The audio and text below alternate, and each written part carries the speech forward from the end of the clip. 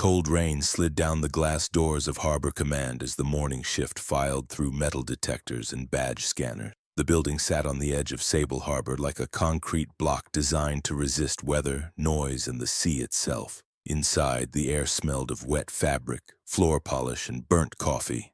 A small woman in a gray maintenance jacket moved with the flow, head slightly bowed, pushing a service cart stacked with linen bundles and cleaning supplies.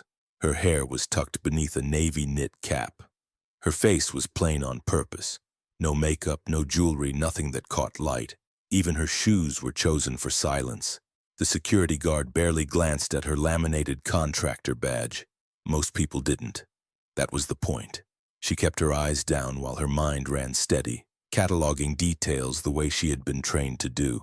Camera angles, corridor lines, choke points, the cadence of footsteps behind her, the rhythm of voices that rose and fell near closed doors. She wasn't here to be seen. She was here to listen. Before I tell you what happened next, subscribe the channel and let me know in the comments what time it is where you are watching from. It helps more than you know. The cartwheel squeaked once. She corrected the angle with a gentle twist of her wrist and the sound vanished. At the end of the main corridor, a glass-walled conference room held a cluster of officers in uniforms pressed so sharply they looked painted on. Their posture said ceremony. Their eyes said pressure. The woman slowed, turning into the adjacent hallway as if heading toward the janitorial closet. Her earpiece hidden beneath the cap was silent. No directions, no prompts.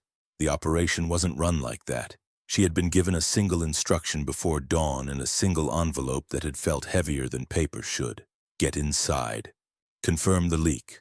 Identify who is feeding schedules to someone outside the wire. She reached the closet door and slid a key card through the reader. The lock clicked. Inside, fluorescent lighting hummed over shelves of supplies and a utility sink. She parked the cart, closed the door, and exhaled slowly through her nose. Her reflection stared back from a narrow strip of metal on the door. Hooded eyes, neutral mouth, no visible emotion. A person who could disappear in plain sight. She adjusted the earpiece and checked her phone, the secure one disguised behind a scuffed civilian case. No new messages. She listened. Through the wall, voices drifted in fragments. A briefing tone, names, times.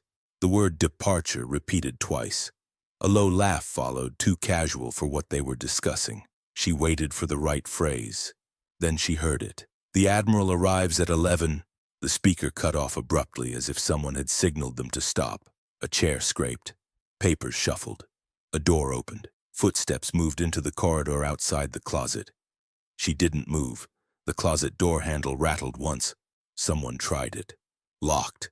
A voice, impatient, snapped, "Maintenance, open up, now!" Her pulse remained steady. She could have stayed silent. She could have waited until they left. But the voice outside wasn't asking. It was ordering, and the person behind it sounded like the kind who wrote complaints that traveled upward. She opened the door a fraction and tilted her head out. "Yes?" she said, keeping her tone bland, obedient, forgettable.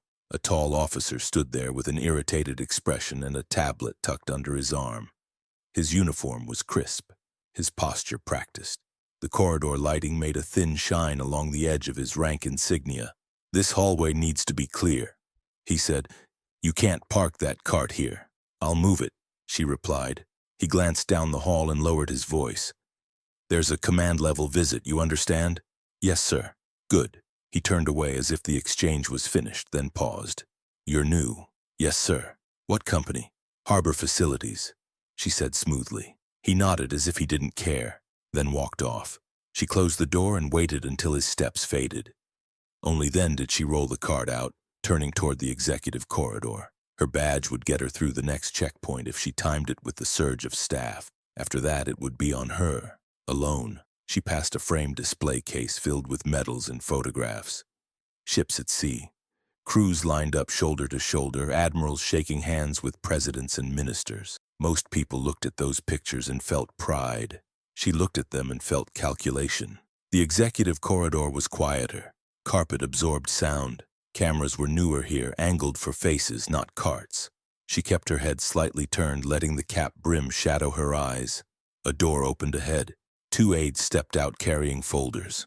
Behind them came an older man in a dark uniform that seemed to carry its own gravity. His hair was silver at the temples, his shoulders straight despite years that should have bent them. His gaze moved across the corridor once, taking in everything in a single sweep. Admiral Corwin Strake. He didn't walk like he needed to hurry. People moved out of his way anyway. The woman shifted closer to the wall, guiding the cart with practiced invisibility. Her plan was simple. Pass him, keep her face hidden, reach the end of the corridor where the office doors were numbered and the real listening would begin. She kept her eyes down. The Admiral's gaze flicked toward her, then away, then back again. It was subtle, so subtle most would miss it. A fraction of a second too long, the slightest narrowing at the eyes. He stopped. One of the aides turned, startled. "Sir?" The Admiral lifted a hand without looking at him. His eyes stayed on the woman by the cart. "You," he said, calm and precise. She froze, not because she was afraid, but because any sudden movement would be remembered. "Yes, sir," she replied, keeping the same plain tone. The Admiral took one slow step closer. "Say that again." The aide blinked. "Sir, the briefing—" "Say it again," the Admiral repeated, still looking at her. She swallowed once, very small, very controlled. "Yes, sir," she said again. The hallway seemed to thin around them. Even the hum of the lights felt louder. The Admiral's expression changed. Not into anger, not into surprise, but into something sharper. Recognition restrained by discipline. "That voice," he said quietly. "I know that voice." The woman's fingers tightened around the cart handle just enough to whiten her knuckles, because she hadn't come here to be recognized. And the last time the Admiral had heard her voice, it hadn't been in a quiet hallway. It had been over a radio line in the dark when everything was falling apart. The corridor seemed to hold its breath. The aides exchanged quick looks, uncertain whether to speak or disappear. Years of protocol told them silence was safer. Admiral Strake took another step forward, close enough now that the woman could see the fine lines around his eyes, the kind carved by years of responsibility rather than age alone. "You worked signals," he said, not as a question. "Long-range coordination, Northern Theater." The woman didn't answer right away. She knew better than to rush. Recognition could still be mistaken for curiosity. If she handled this carefully, it might pass. "I'm maintenance," she said evenly. "Sir." Strake watched her for a long moment, then shook his head once. "No," he said. "You're pretending to be maintenance." One of the aides cleared his throat. "Sir, we're already behind." Strake lifted a finger without turning. "Wait outside." The aides hesitated, then retreated down the corridor, closing the door behind them. The space emptied until it was just the Admiral, the woman, and the hum of the building. "Your posture is wrong," Strake said calmly. "Too balanced. And you listen while you speak. Most people don't." She kept her eyes down, heart steady. "I don't know what you think you heard, sir." "I heard a voice that kept 3 ships from colliding in heavy fog," he replied. "I heard someone talk a panicked captain through a systems failure without raising her volume once." The silence that followed was heavier than before. "You disappeared after that operation," Strake continued. "No commendation, no press, no reassignment. You vanished." Her jaw tightened just enough that he noticed. "Sir," she said, careful now, "I'm here to do a job." "So was I," Strake replied. "Then I learned to pay attention when things didn't make sense." He glanced at the cart. "Walk with me." She hesitated a fraction of a second too long. "That wasn't a request," he added, still measured, still quiet. They moved down the corridor together, the cart rolling between them like a fragile truce. Strake didn't rush. He matched her pace exactly. Anyone watching from a distance would see nothing unusual. Just an admiral and a contractor navigating the building. "You chose this building for a reason," he said. "This morning. Not yesterday, not tomorrow." She said nothing. "You timed your entry with the shift change," he continued. "You avoided the biometric scanners and aimed for older checkpoints. You weren't guessing." They passed another camera. She angled the cart naturally, blocking the clearest view. "You're tracking a leak," Strake said. "Someone inside command is feeding schedules to someone outside." She stopped. Slowly, deliberately, she turned to face him. "Sir," she said, "if I answer that, I compromise myself." "If you don't," Strake replied, "you compromise the entire operation." They stood there, close enough now that pretense had no room left. "You sent the envelope," she said. "I approved it," he corrected. "I didn't expect you to come in like this." "I didn't expect to be recognized," she replied. A faint smile touched the corner of his mouth. "Neither did I." He stepped aside and opened a door she hadn't noticed before. Inside was a small briefing room. No flags, no screens, just a table and 2 chairs. "Sit," he said. She did. Strake remained standing. "You were trained to disappear," he said. "So why risk this?" "Because someone already has," she replied, "and they're getting closer." His expression sharpened. "Closer to what?" "To you." That landed. Strake pulled out a chair and sat opposite her. "Explain." She spoke carefully, choosing words that couldn't be repeated out of context. Patterns, timing anomalies, meetings that didn't align with stated agendas, a schedule leak that wasn't obvious because it was too consistent. "Someone here knows your movements before you do," she said. "They're not selling secrets, they're selling predictability." Strake leaned back, absorbing it. "And you believe it's intentional." "I believe it's practiced." A pause. "Who?" "I don't know yet," she said, "but I know where to listen." He studied her face, then nodded once. "You won't finish this disguised as maintenance." "That's how I got in," she replied. "And how I'll keep moving." Strake considered, then surprised her. "You'll keep the disguise," he said, "but you'll report directly to me. That increases visibility. It also increases protection." She weighed the options. Neither was clean. "You'll have 1 hour," Strake continued.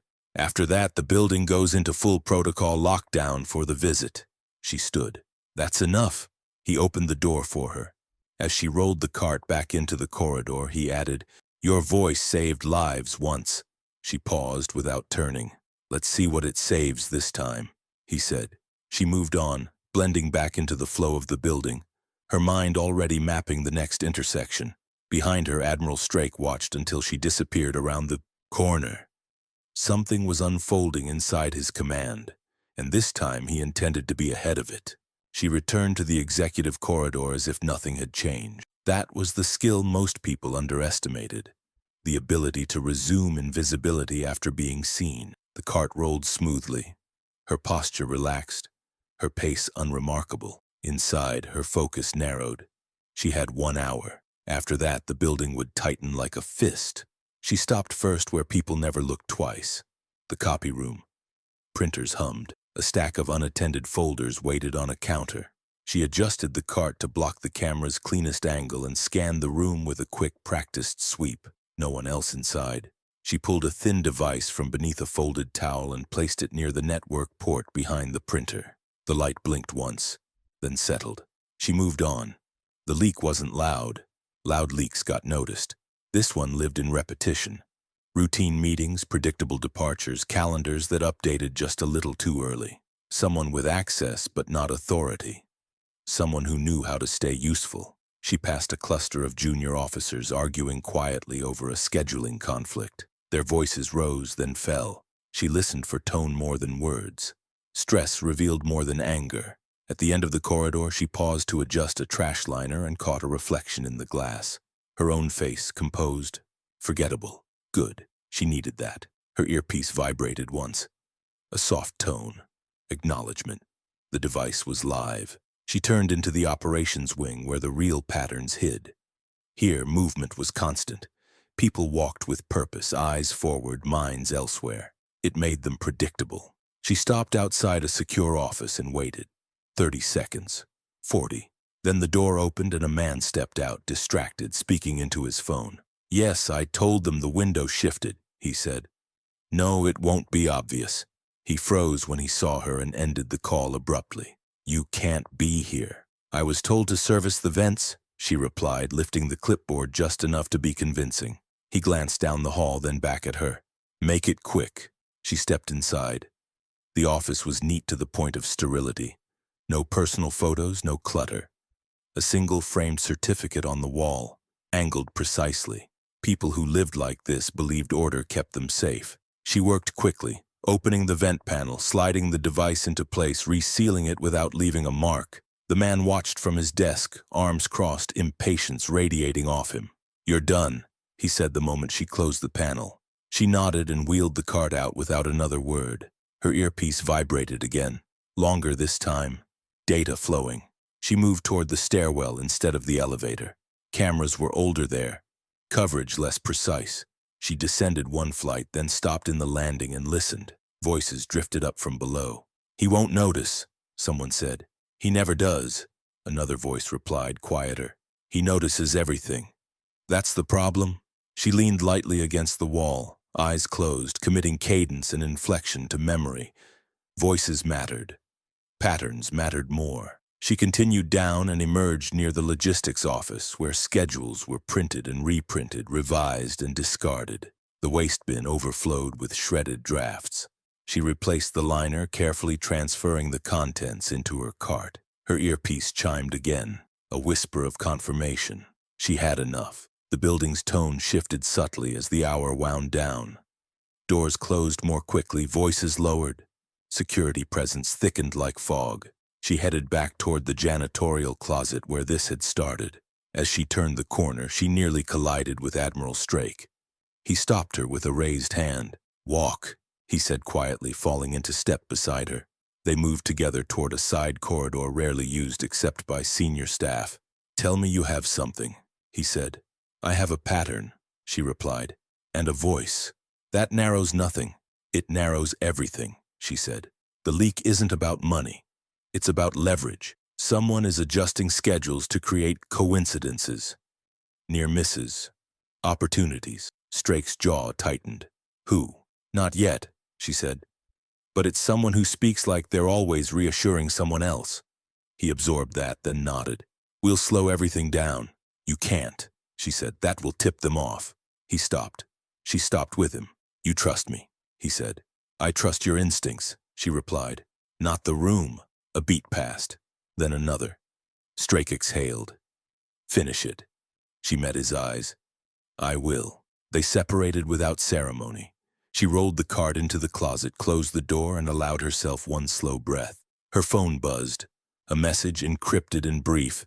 Found it. She read the timestamp, cross-checked it with what she'd heard on the stairwell. The alignment was too clean to ignore. She tucked the phone away, removed the cap, and straightened her jacket. The disguise had done its job. The next step would require something else. As the building moved toward lockdown, she prepared to step out of the shadows. Not loudly, not dramatically, but at exactly the right moment. Because whoever was feeding the schedules believed they were invisible, and that belief was about to become their mistake. Lockdown began without announcement. The building didn't stop moving. It narrowed. Corridors cleared. Doors closed with soft, final clicks. Security personnel appeared at intersections that had been empty minutes before. To anyone unfamiliar with command culture, it would have felt subtle. To those who knew it, the shift was unmistakable. She felt it immediately. The cart was gone now, folded away where it belonged. The knit cap sat tucked into a pocket. Her posture changed. Not dramatically, but enough that anyone trained would notice the difference. She no longer needed to disappear. She needed to be precise. Admiral Strake watched the transition from his office window, hands clasped behind his back. He hadn't issued new orders, he hadn't raised alarms. Instead, he let routine do what it always did under pressure, expose the cracks. He turned as the door chimed softly. "Come in." She stepped inside without hesitation. "Timing?" he asked. 10 minutes, she replied. "Maybe less." He gestured to the table. "Show me." She laid out the sequence cleanly. Not accusations, not conclusions, just alignment. A schedule adjustment here, a reassignment there, small enough to be dismissed individually. Together they created windows, unlogged, unofficial, but repeatable. She paired timestamps with voice samples she'd captured indirectly. Reassurance, deflection, false calm. Someone who spoke as if smoothing things over rather than pushing. "This person isn't panicking," she said. "They're managing." Strake scanned the data, expression unreadable. "That narrows it to 3. 2, she corrected. "One of them doesn't speak that way under pressure." He looked up. "You're certain?" "Yes." The intercom buzzed. "Sir, the delegation has arrived." Strake acknowledged without turning. When the line went quiet, he exhaled slowly. "They'll expect a flawless visit. They'll get one," she said. Just not the one they planned. He studied her for a long moment. You were meant to stay off the record. I still am, she replied. Until you need me not to be. A faint, approving nod. I'll draw them out. She shook her head. They'll hide if you do. Then how? By doing nothing, she said. Let them think they're still in control. Strake considered, then smiled once, brief and sharp. You always did understand timing. She stepped back as he moved to the door. When it happens, he said, you'll have one chance. That's enough. He left to greet the delegation. She remained, listening, not to the room, but to the building. The hum of systems, the cadence of footsteps, the subtle acceleration of voices that didn't know they were being heard. Her phone vibrated once. A new message. They're adjusting again. She closed her eyes for half a second, mapping the move before it finished happening. It was clever. It always had been. A final attempt to regain initiative by shifting the Admiral's departure window. But it was late. She exited the office through a side corridor and took the stairs 2 at a time. At the landing, she slowed, letting a pair of officers pass. Their conversation was clipped, rehearsed. Not them. She reached the logistics floor just as a door ahead opened. A figure stepped out, phone pressed to their ear, voice low and calm. It's fine, the person said. Everything's still on schedule. She stopped. Not abruptly, just enough. That voice. It wasn't loud. It wasn't distinctive to anyone else, but she had heard it twice already today. Once on the stairwell, once through the wall. It carried the same trait both times. Reassurance delivered too quickly, like a reflex. The person turned and saw her. Recognition flickered, then vanished behind a professional smile. You're not authorized here, they said. She met their eyes. Neither are you. They held each other's gaze for a long second. The hallway felt suddenly very small. I don't know what you think you found, the person said evenly. But you're mistaken. She didn't argue. She lifted her phone and played a short clip. Just a sentence, just a voice.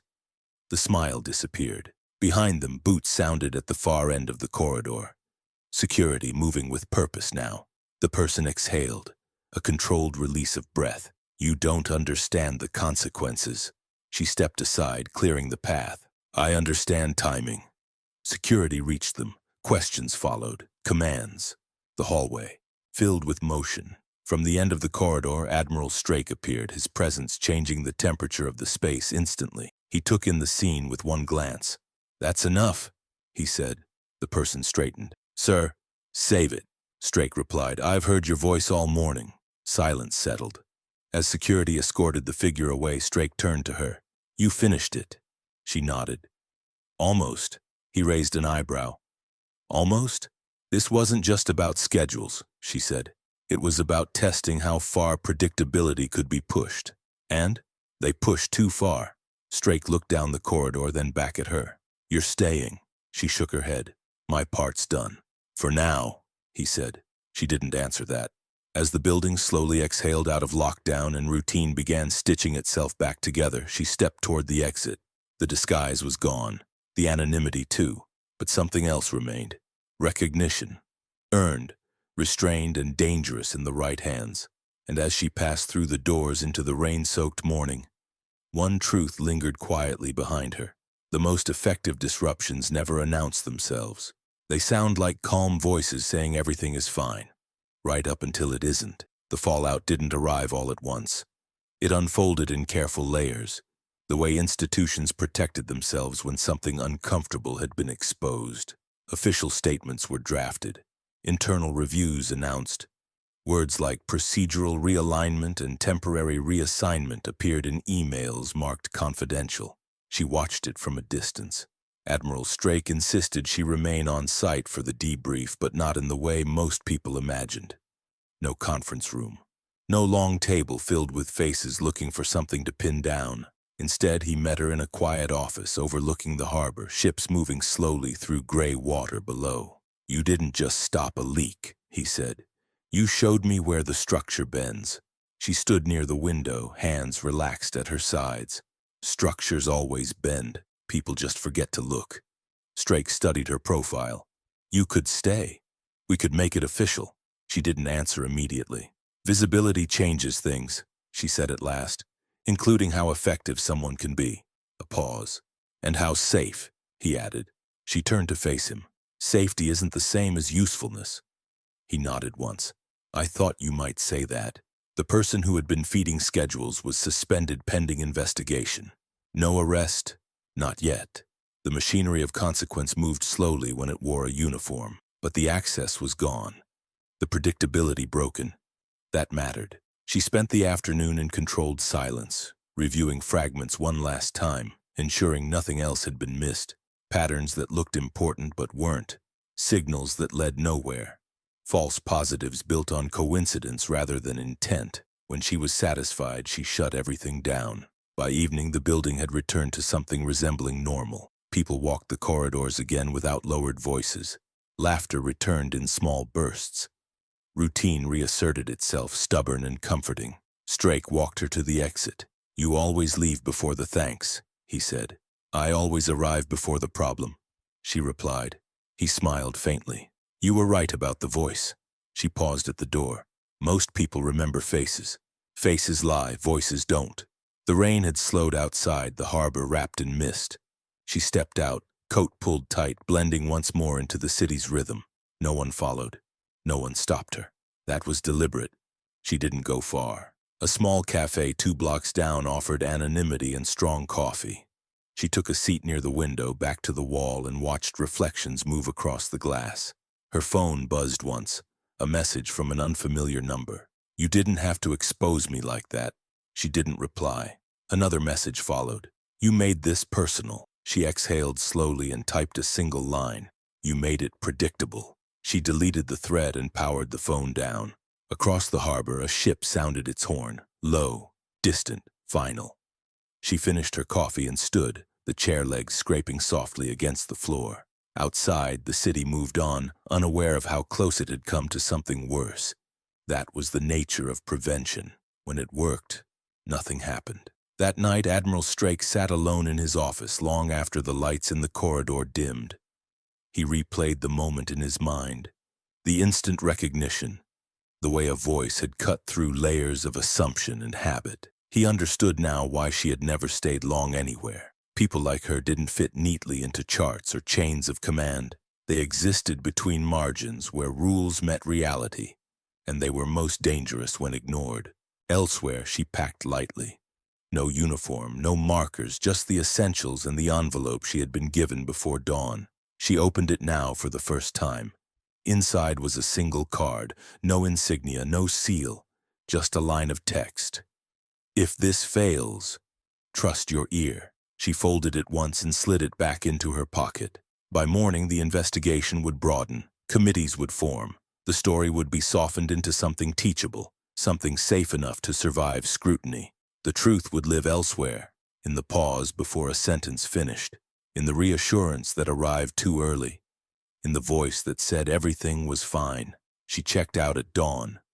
The city swallowed her without effort, and somewhere deep inside Harbor Command, a quiet recalibration took hold. Subtle, incomplete, but irreversible. Because once someone learned to listen properly, they rarely forgot how. And that awareness, more than any punishment, was what lingered longest. The investigation concluded the way such things usually did.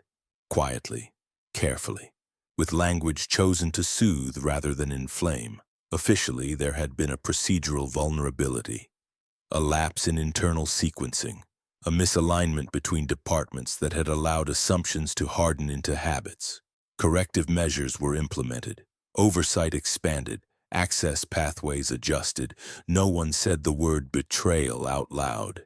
Admiral Strake read the final report alone, late in the evening, his office lit by a single lamp. He closed the folder without satisfaction. The danger had been interrupted, not erased. But interruption was sometimes the best outcome a system could manage. He looked out over the harbor where lights traced slow, patient paths across dark water, and allowed himself a single thought he would never put into writing. If she hadn't been here, they would never have known. She was already gone by the time the report circulated. No forwarding address, no debrief request accepted, no attempt to fold her back into a structure that would only dull her edge. She had moved on the way she always did. Before gratitude could become expectation. Weeks passed. Harbor Command adjusted in small, visible ways. Schedules became less rigid, departures less predictable. Conversations changed tone as if people had learned that calm could be interrogated, that reassurance carried weight. Strake noticed it everywhere. Once during a briefing, an officer paused mid-sentence, frowned, and corrected himself, not because he had misspoken, but because the cadence felt too smooth, too practiced.